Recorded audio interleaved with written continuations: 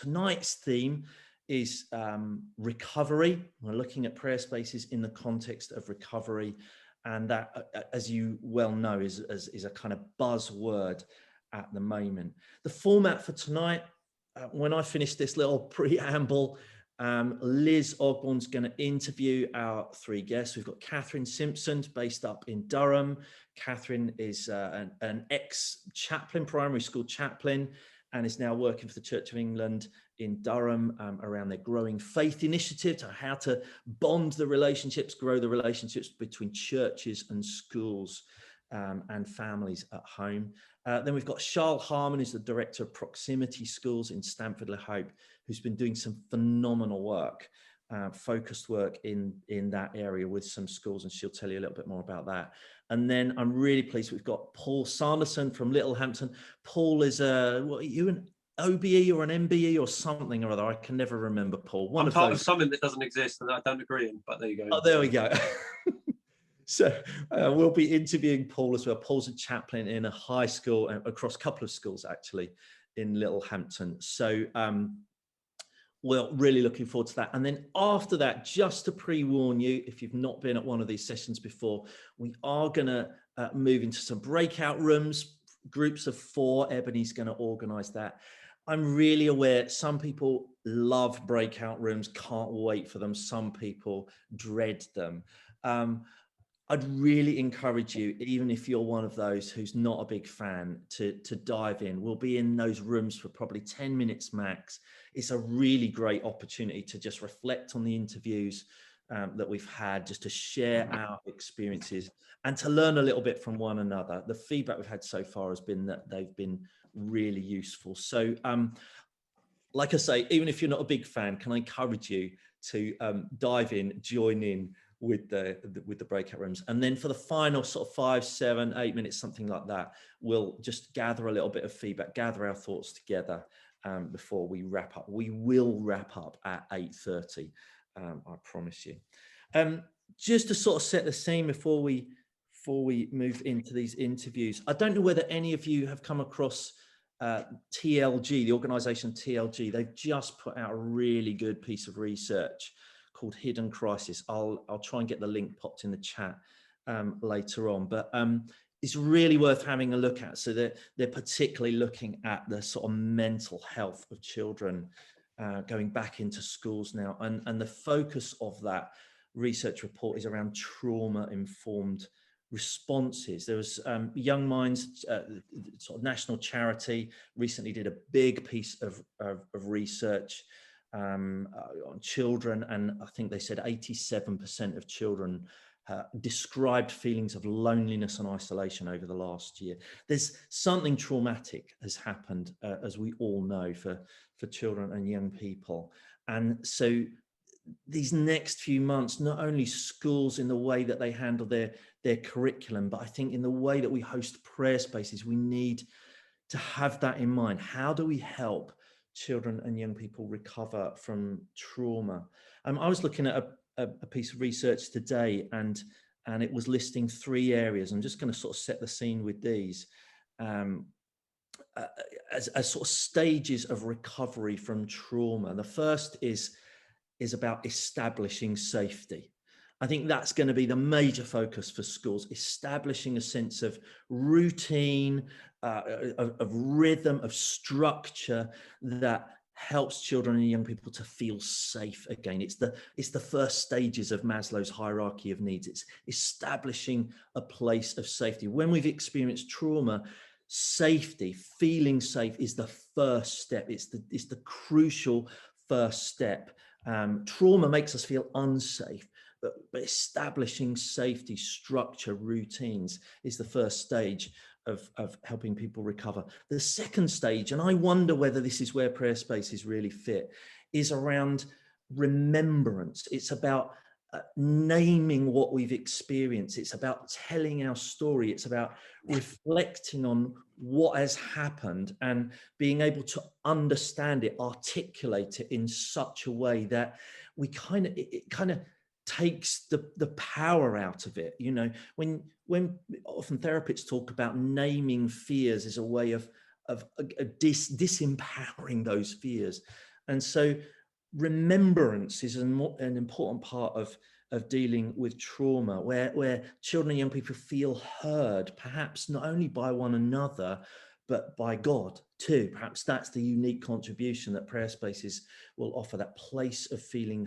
heard so that they can become healed. And then the third stage is the kind of developing a new sense of self, developing new confidence. So therapists would talk about these three stages as in terms of recovering from trauma. And I just want us to bear those in mind and the contribution that prayer spaces will make as we go through our interviews this evening. So I hope that's helpful. I'm going to just pray quickly for us and then hand over to Liz, who will interview Catherine and Charles and Paul. Why don't we just pause a moment and hold a child or a young person, maybe a member of staff that we know personally in our minds. Let's just think of that person. Think of their name. Just imagine holding their name before God.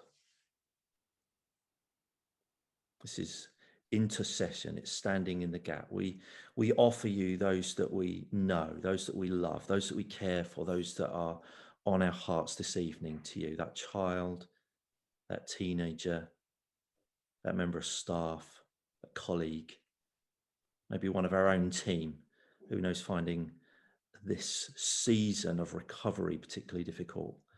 We bring them before you and we ask you, Holy Spirit, Comforter, we ask you to meet them at their point of need right now. Come close. We ask you to draw near to them, even if they don't feel capable of drawing near to you right now. We ask this in the name of Jesus. Amen.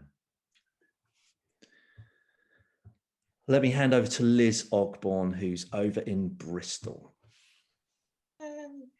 Lovely to see some Bristol region faces here tonight and to see all of you here. Thanks so much for giving up this hour to be with us. And thank you, Catherine, for giving up your time to come and share with us. So Phil gave us a really brief introduction to you before, but can you just remind us kind of who you are and a little bit about your role and context? Yeah, no problem. So hi everybody, good to be with you tonight. I'm up in the frozen north, although it's been quite sunny today in County Durham. Up until Christmas, I was a primary school chaplain, working in one school. I had an amazing privilege, and I've been there for 7 years. Prayer space was a very regular thing as part of what we were doing there. And from January, I've left that role and I'm now working for the diocese 2 days a week on the Growing Faith Adventure, which is all about trying to get churches and schools to work together, and also with a view to developing school chaplaincy in our area a little bit more. So I kind of describe it as I feel like I'm building the plane while I'm flying it. It's kind of one of those sort of make it up as I go along, but yeah, something I'm very passionate about. So hopefully that'll help. I think we can all relate to that for sure. So Catherine, last summer I understand that you hosted in school a well-being / sort of mental health themed prayer space. Could you tell us a bit about that, about what you did and about how the children responded? Yeah, so it really came about through conversations with year 6. We were quite lucky in that most of our year 6s came back for the last bit of the school year. I think we had like 25 out of 32. And as part of them coming back into school, I actually did one-to-ones with all of them. And it was quite interesting because I think, you know, as staff in school or as workers, we kind of like, oh, well, they'll be a bit anxious and oh, they'll be okay. And it was really interesting sort of speaking to all of the children, some of whom probably wouldn't have come to see me, but we just made it a bit of a standard kind of, look, you're back in school, you're going to go and have a chat with Mrs. Simpson. And it was absolutely fascinating to hear. I asked them about their highs of lockdown, what was the best thing, what was the hardest thing, if they could pick one feeling about lockdown and COVID, what would it be? And it was just fascinating really hearing from the children, because I think again we can make assumptions about what we think they were feeling and what they found hard, and you know, and some of that was true, but some of it was very different. So as a result of kind of what they were saying and what they were telling me, we decided that we would still try and do a prayer space. It was often a feature of the summer term that they looked forward to. Thankful Ducks, one of the favourites. We always used to say, oh, we'll put it in for the younger ones, but it was the year sixes really that loved it the most. And obviously, never too old. we couldn't do it in the same way. So we kind of, I chatted with some of the kids, obviously on a one-to-one, socially distanced and all of that. And they had some fantastic ideas. And some really practical things that unfortunately we couldn't do, but we adapted things and made little films, and we had like worksheets and stuff where normally they would have been doing activities and things. But the ideas very much came from the children and the sorts of emotions and things that they were thinking about and struggling with. So that was kind of where it started. Okay, great. You froze for a moment there, but hopefully you're back with us. So can you tell us a bit about some of the prayer activities that you used in that prayer space? Yeah, I think most of them, I think there was about six new ones that we kind of came up with. And they were very much about exploring and naming big feelings, because obviously for young children as well, and you know, they kind of can't always articulate what they're feeling, and so it was a lot about, we did a lot of smiley faces and different faces and recognizing emotions and kind of acknowledging that was okay, however they were feeling, that was okay.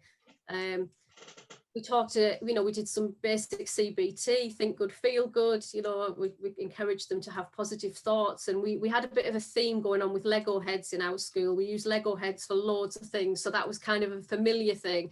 So we had a happy face and a sad face, and we were trying to sort of sort out feelings and where they went, and if you think good, you feel good. So another one we did was, I think I just saw it flash up there, the circus tent. Now this sounds a bit cheesy, but actually it was really, really good. And I don't know whether any of you've seen it. The Greatest Showman, and you'll have all seen The Great Showman, I realise that. Yeah. They did a making of This Is Me. So the really sort of brilliant song, there's a thing on YouTube, but it's actually how they made it, and it is one of the most powerful things I've ever seen. And the idea was, they would sit in the circus tent and they would just acknowledge that this is me, and you know, God loves me, and we're all unique and we're all different. So again, it was kind of watching that video in class and just again saying, you know, you're okay, you're all right, we can do this. And that was just a reminder really of God's love for each of us. Fantastic, I love it. I mean, it's such a great film, and it's a familiar thing for all of them, so such a good idea. And it was a good excuse to buy a circus tent from IKEA.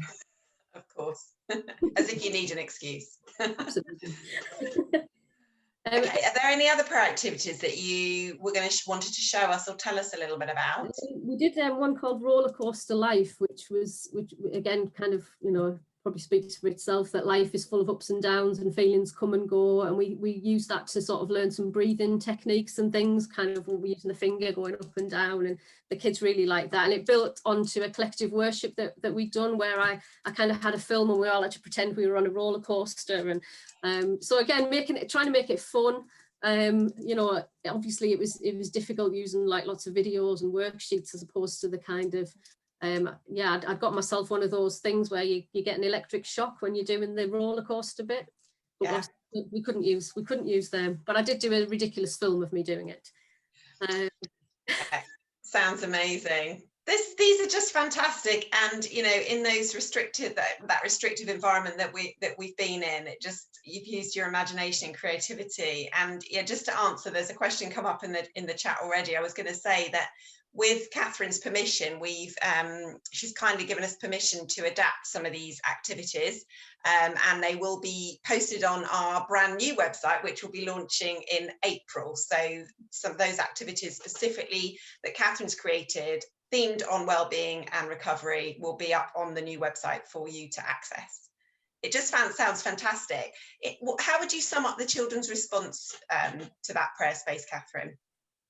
I think it was difficult as well, because normally when we have a prayer space in school, we're all together in the hall, and and it's the usual kind of all singing, all dancing, and it felt quite isolated because they were doing it in their bubbles. and it was difficult to kind of get the same sense of what was going on. But I think from the staff appreciated it as much as the children, in that it was a bit of a, as prayer space is for all of us, it's a time to stop and do something a little bit different, or to do nothing actually. And I think that's what was beneficial to the children. I think it was just actually, yeah, let's just, again, what some of the stuff that Phil was saying at the beginning there, taking time to reflect on what's happening, and acknowledging that this is really hard, and the adults don't know any more than the children really, and we're all in this together, and just having that headspace almost to think about those things, I think was really important. It just sounds fantastic.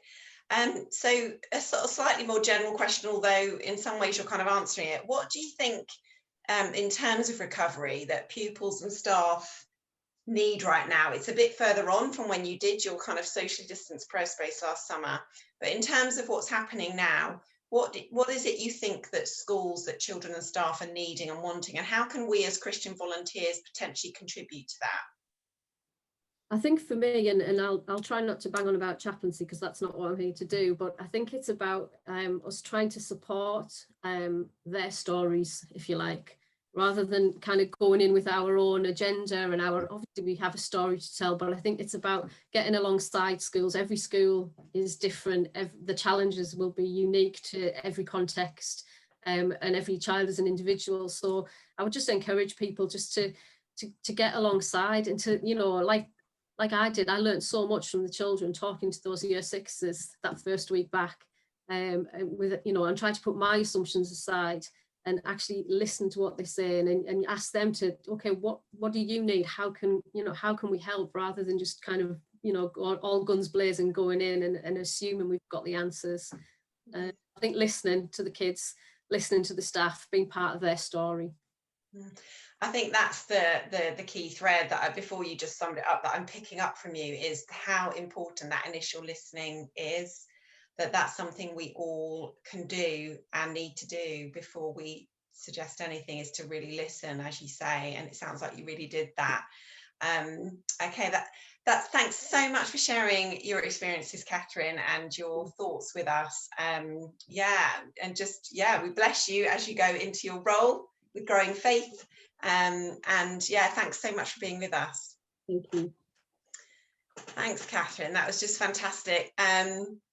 And so encouraging, isn't it? And hopeful to hear that, you know, prayer spaces could be hosted even last summer in all those restrictions that were in place. And what a positive experience and helpful experience that was for the children and the staff in the school. So I'm going to turn to Charles now. So again, Phil gave a brief introduction. Charles, hello. But can you just kind of briefly introduce yourself again and say a bit about where you are and what your role and context is? Thank you. Sure. My name's Charles, and that's because I'm from Birmingham and we like to shorten our names. But I'm a Brummie living in Essex, so my name is actually Charlotte. I'm part of the leadership team of Proximity Church, which is part of 24/7 prayer. And as Phil said, I head up the school's work here, and we're actually coming up to our 10th birthday. So I can't believe I've been there that long, doing that there long. But yeah, 10 years. And it started with a prayer space, and now we work across 3 schools, so 2 secondary schools and a primary. And over time, we've kind of created an engagement pathway. So it's got 3 tiers: whole school, group interventions, and one-to-one. And so that's how we have different projects that form part of this kind of engagement pathway. But that's essentially what we do in our local schools. Fantastic. And Charlotte, have you been back into schools in the last couple of weeks, and what has that been like? Can you share a bit about it? Yes. When you said that question, I had this question before. I was like, lots of meetings. I've had lots of meetings in school. I would say I'm just going at the school's pace. Like, their heads are full of just trying to work out what the heck this is going to look like for them and their students. So yeah, I've been as pushy as I can, but just really aware that there's so much that head teachers and the CEO of the Multi-Academy Trust has got on. But so I've had lots of meetings just to try and establish what's what. We've got our ideas, but as Catherine's just said, you've got to listen to what the school want and need. And our heart has always been to bless and to serve. So whenever I go and have these meetings, that's kind of the position I take. But today was our first kind of day in school and starting up again, so doing mentoring in the school.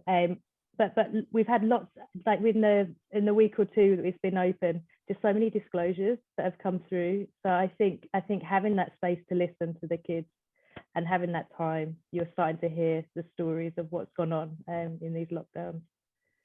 Okay.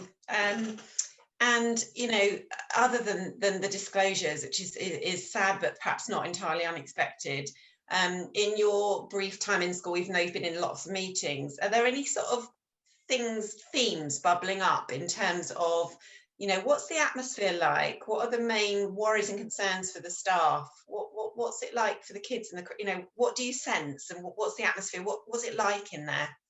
It's interesting. I would say there's this, I guess, a bit of a dichotomy of, there's these really high-end needs, like severe high-end domestic violence, bereavement, children that are on long waiting lists because their mental health position is really, it's unstable.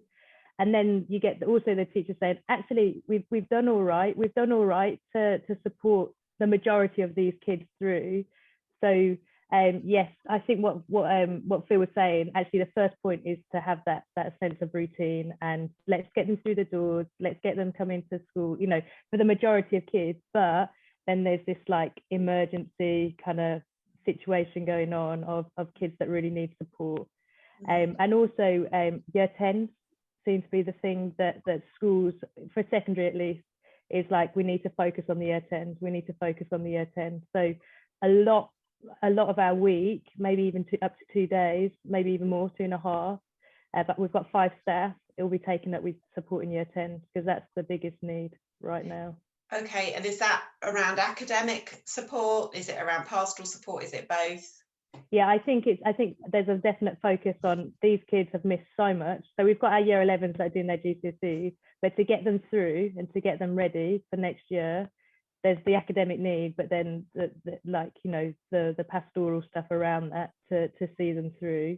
The school I sense are concerned about that, about their ability to, and their capacity even to see themselves through to the end of year 11. So it sounds like, going into my next question, I was going to ask you about, in terms of recovery, what can we as Christian volunteers input to school? It sounds as though potential for those of us who could, potentially offering mentoring for year 10s might be something that could be really valuable. But have you got any other specific thoughts about how we can help at this point? Yeah, I think it's a dangerous thing to say to a school, how can we serve you?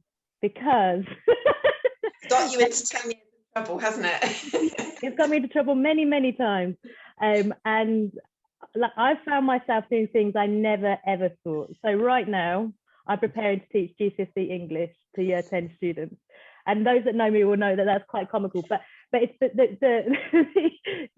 the school have chosen us. What they say is, you know how to love, you know how to give time, you know how to be present.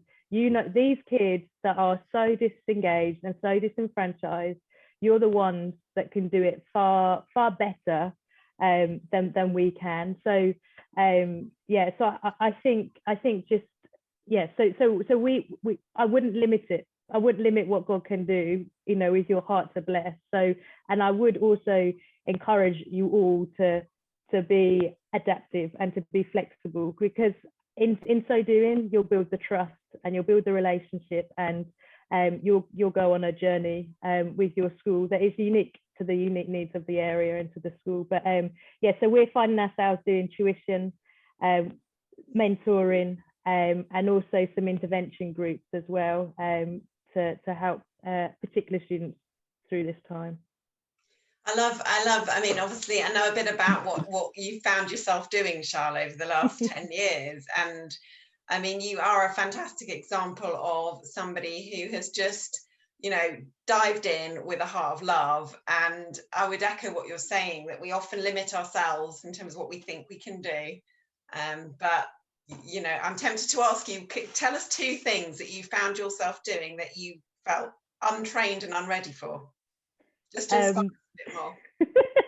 Well, we got a cohort of year 10s a couple of years ago through their health and social care BTEC. They all passed. We had 100% pass rate, and we beat the average of the year 10s in mainstream schools. So these kids are kicked out, excluded, and we got them. So that was like, I'd never even touched health and social care before. And another one is like meeting with, like, we were in a position where we could really champion these disadvantaged students, and working with police, working with social care, working with the family, and just being a bridge for all those areas. Never thought that we could do that, but the school said, you know how to deal with these people, so we're going to trust them to you. Yeah. Amazing. Thanks. I put you on the spot there. But if that doesn't inspire you, yeah, that's amazing. Thanks, Charles. Are you aware of any specific resources or anything out there that we could use in terms of what we might offer? Yeah, there's a couple of our guys that did the mental health first aid training, so that I would highly recommend that. But in that, there's a resource called Great Dream, which is all about well-being, and so there's like, you know, being thankful in there. I guess it's quite prayer-spacey in a sense, but so this Great Dream acronym stands for different things, and we use that as a basis for our mentoring. So we use that as 10 sessions for our mentoring with students. Great Dream, sorry, that's my very accent there. But yeah, so Great Dream. So that's something that we use. We do TLG coaching in primary school, which is so good because you can just give it away to volunteers, get them trained up, deploy them into schools, and it's just really a wraparound support. So they're two things that we're using at the moment. Fantastic, that's great, thank you. Do you have any ideas about how prayer spaces specifically could help, or any thoughts about how prayer spaces could help in this recovery period? Yeah, so we chatted with the head teachers last week about potentially like hosting a prayer space, like taking over classroom and doing those sorts of things. But I think for the schools that we're working in, there's this higher end need of doing the one-to-one. So we're going to bring the prayer spaces into our mentoring sessions, because there's so much, you know, that we can do, and just make that part of the mentoring. And I think that just adds another deeper layer, broader layer to that mentoring session. So we're looking forward to doing that. So literally using some of those prayer activities in your mentoring sessions to facilitate conversation and reflection. Fantastic. Sounds great. Thanks so much, Char. I think so we had listening from Catherine, and from you, I've got 3 words: love, time, and presence. 3 things that we can offer. So thank you so much for sharing a bit about your experience recently and over the last 10 years. You are inspiring. Thank you. Thank you. Okay, we're going to move on to Paul now. Are we all okay? With 2 down, 1 to go, but aren't they inspiring? So good to hear people's real experiences, isn't it? And what they're up to. And the voice of experience really is really encouraging. And speaking of which, Paul, another voice of experience, thanks so much for coming today. Good evening. You all right? I'm good. Really nice to have you with us. So again, can you just briefly remind us who you are, where you are, and a bit about your role?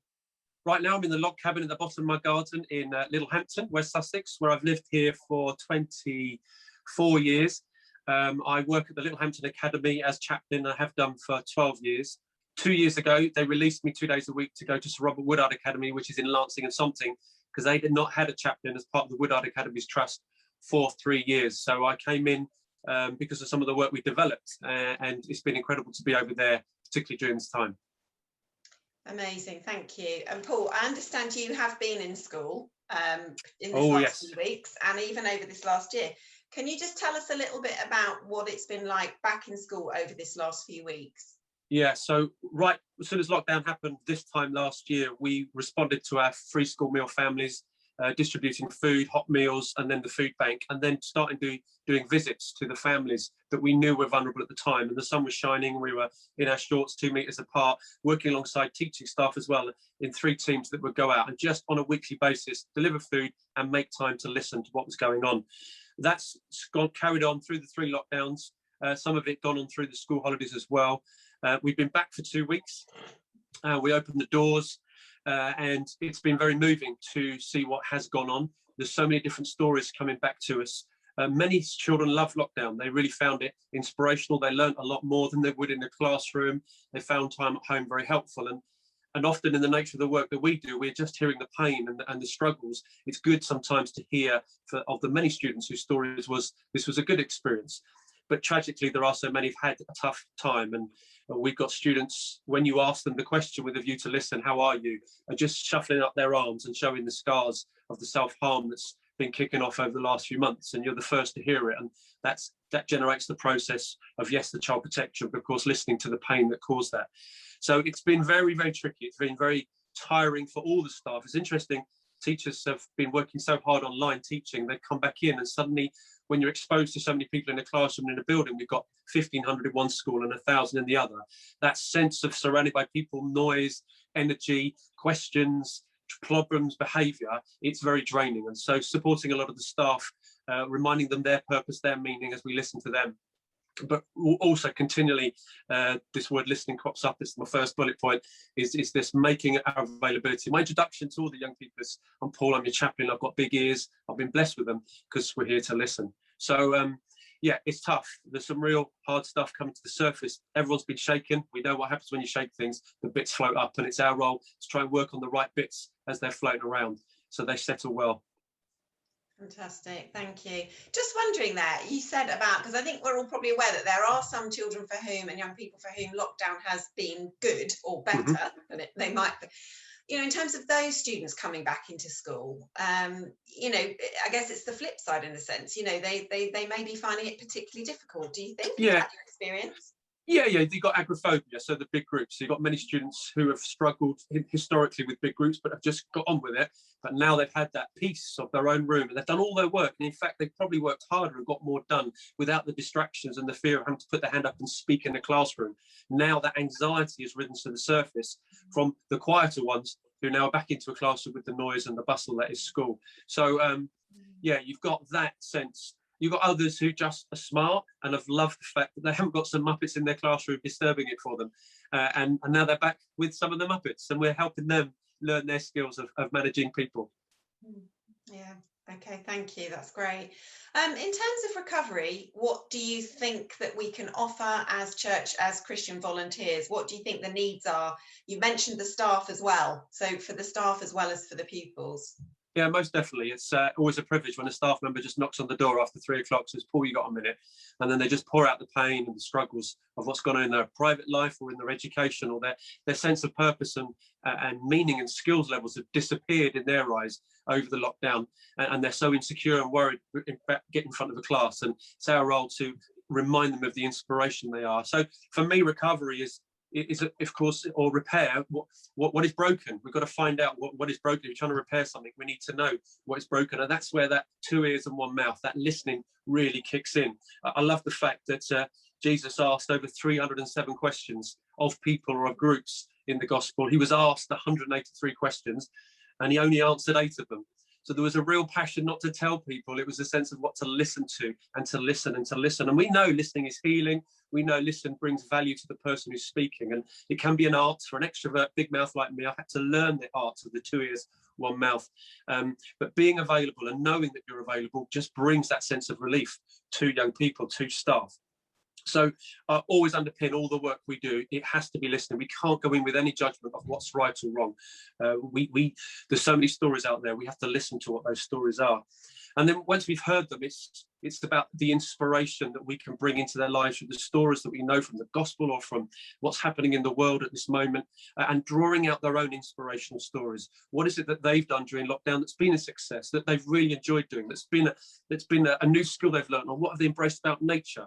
So yes, I've got stuck in my room and the track, but when you start to think about, they heard the birds sing for the first time, that classic early days lockdown, you know, trying to remind them afresh of that and that inspirational moment it brought them. It starts to leak into the hope side of things that we must always be seeking to bring when we're helping people recover. How are we lighting up a future? Our work is often listening to the pain of the past, the abuse, the sexual exploitation, or whatever it might be. And we need them to vomit all that stuff up, as it were, but we're looking for a hope. We're looking to find a little bit of gold in that pain, in that struggle that's there, and appropriately bringing that in at the right time.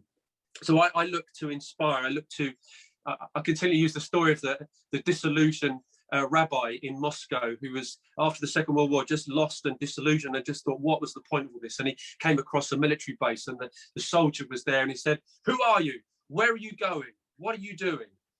And for that rabbi at that moment, it was just a revelation. Those three questions. He even offered to pay the soldier money to ask him those three questions on a daily basis. And I'm trying to draw those questions. You know, who are you? Where are you going?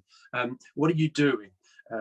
Those core sense of purpose and meaning that many of us have got, who are on the screens today, or many of us are wrestling with and struggling with. Many of these young people have lost that sense of purpose and meaning. And I believe part of our role in Repair is to bring that back through conversation, through inspiration. And then we get to do that by involving them. Some of the images you're looking there as pre-COVID way of doing prayer space in our chapel. So you've got our chapel space there. I'm privileged in both locations to have a chapel.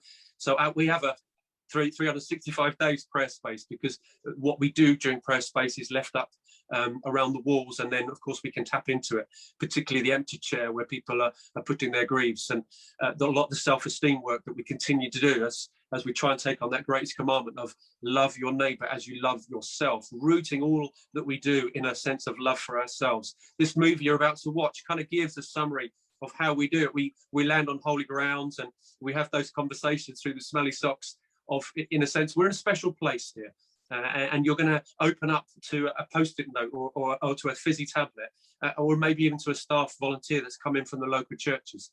And of course, we've all seen the bubble tube, but this is common to place. And how much of a question I'm going to continue asking is what's bubbling up in you at the moment, right now, and bringing that out as a prayer, as a comment.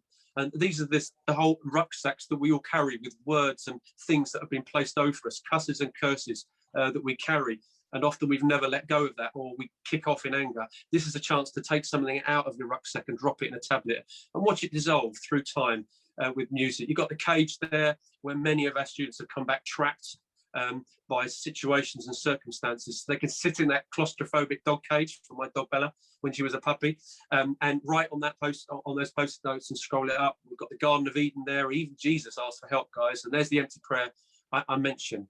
And so what you're seeing here is all of the things that many of you have used, but how they can be accessed and go back to beyond your prayer space. If within the schools that you could create a little wall or a room or a corner where the legacy stuff can be, and you can build upon it. So we continually try to get them involved in their own solutions, involved in some of the dreams that they've got for the future, reconnecting back to those. And we're there we go, a bit wonky angle there, and we're back to the beginning. That's my sock right there, you see. And so that's fantastic. So yeah, sorry, I'll shut up.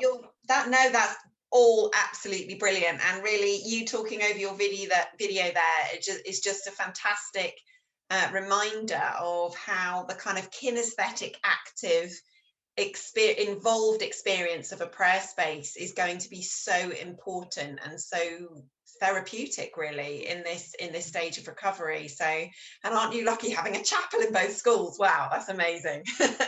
Never take it for granted. Yeah, thank you so much, Paul, for sharing your wisdom and your experience, and that fantastic video as well. It was really awesome. So yeah, I'm going to hand back over to Phil. Amazing, thank you. As Paul said, not all of us are as fortunate to have a huge chapel space. I've been down to visit TLA, and it is pretty impressive. But as you will know, prayer spaces have popped up for short periods of time, for half a day in a cupboard somewhere, as well as in a chapel space like that. What I've loved through those 3 interviews is actually there's been very little about the resources or the programs, and it's been so much about people, hasn't it?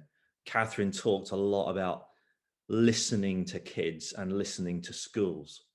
I loved the line in Charles' interview where the staff said, "You're the ones who know how to love." I love that recognition that we are available, we're adaptable, we're flexible. and I loved. I'm not sure whether I could introduce myself same as Paul. I've got big ears. I'm here to listen, but I love that imagery that I'm here first and foremost to listen to schools and listen to young people. And I love those questions that you gave us there, Paul. Who are you? Where are you going? What are you doing? I might need to pop those in my journal and have a little reflect on those after tonight. What we're going to do now, as I mentioned, is to spend 10 minutes in some breakout rooms. Ebony's going to allocate us into groups of 4. What I'd love us to do, just for those 10 minutes, 10 minutes isn't a long time, it will whiz by super quick, is just very briefly introduce yourself to one another. Please not big biographies, but just who are you, where are you, what's your role? Are you a teacher? Are you working for a Christian schools work charity or whatever it is? Really brief. And then it might be good just to ask 2 questions. What's the thing that's caught your attention this evening so far that you want to go away and think about some more? It's good to voice those things to someone else. But then the second question is, in the context of prayer spaces, what do you feel, that last question that Liz kept asking, what contribution can prayer spaces make to recovery, to pupils and to school communities recovering? Let's share our wisdom together. And then what we'll do is we'll gather back a little bit of it. So hope that's okay. Wow, it's 26 minutes past 8 already. We haven't got a chance to try and grab feedback from every group. So I'm just going to pick on a couple of people. Just if you could tell us roughly what the kind of themes of your conversation. Wayne, could you unmute yourself? I've just found it really helpful listening to all the stories and sharing. So I live in Slough, and most of the schools around here are people of other faith or no faith. And so while we have had a prayer space in one church school, but I'm thinking more about what can be done to serve. And the key word, if there was one word I'd sum up this past hour, it would be about listening to staff and thinking how best can the church locally be involved in ministering and serving. So that's kind of brief summary from how I'm thinking. Yeah. Hello, Mary. Gary Watson, let me pick on you. Tell us briefly about your group. What were the themes of your conversation? We talked about great big multicolored candles outside the school. Sorry, forgive me. Tomorrow is a special day because I'm kind of Remembrance Day. Do you know? Jump in. Reflection. National Day of Reflection. It's been a year since COVID. Right. Sorry, Sharon. Yeah. So she's made great big candles to go in the front railings of the gates of the school, and she's just had an idea of just getting some ties that the kids can write on laminated labels, and actually on the railing. So a prayer space happening at the school gate, where all the parents can see it and everything like that. And we just shared some stories of how we got into prayer spaces. And it just brings me joy every time I talk about prayer spaces. It gets my little heart excited every time. So yeah, it was good. Yeah. And again, the listening thing. Very important. That's the thing I'll take away. So yeah. Thank you, Gary. Bex from Colchester, tell us a little bit about your group. What did you talk about? Well, we talked about a whole mixture of things, quite a lot about primary schools and amazing spaces that have been set up in gardens, and every classroom having a little quiet reflective space. And I shared a bit about colleges and what's going on in the colleges where I'm working. It was amazing. It was lovely and inspiring. So yeah. Amazing. And I'll just pick on one more. Jane Whittington, the original pioneer of prayer spaces in schools. From Guildford, tell us about your group. We talked a bit about prayer spaces outside and developing prayer spaces that are sort of semi-permanent outside, with ideas for that. We were very, again, like many, struck by the idea of the need to listen, and we were interested with Catherine's one-to-one chats with Year 6, and how by doing that you couldn't overlook the child who was presenting perhaps as absolutely fine, because it's not until you have that structured conversation that you can support them. And I'm very taken with the idea of the roller coaster, and I can see wonderful opportunities with roller coasting prayer spaces. So yeah, it was really good. Brilliant. I'm sorry we gather everyone's feedback, but it is 8:30 now, and I want to stick to our time. So I hope it's been really useful. Ebony's going to do a wonderful editing job of stitching this together and chopping out the Breakout Rooms bits, and it will go up on YouTube. So obviously you can watch again if you particularly wanted to have a look at some of the slides, or if you want to share this with others of your colleagues, you can. And there's also the videos of the previous 2 Prayer Spaces sessions as well, if you missed those and want to read on those. Just a couple of little bits of information. As someone has already hinted, I think Liz mentioned the Prayer Space in Schools website. If you haven't already seen it, go look at it. It's brilliant, but it's going to get even brillianter. Brilliantist, whatever the word is. In probably 4 or 5 weeks, we're launching a brand new version of the website, and Ebony's done a massive amount of work on that. So it will go live probably just after our next Prayer Spaces session, which is very exciting.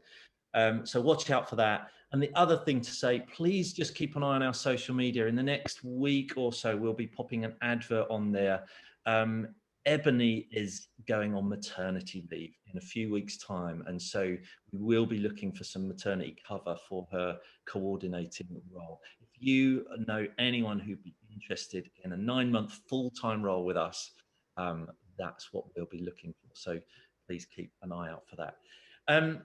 We'll send a follow-up email to you with as many of the links as we possibly can hoover up from the chat.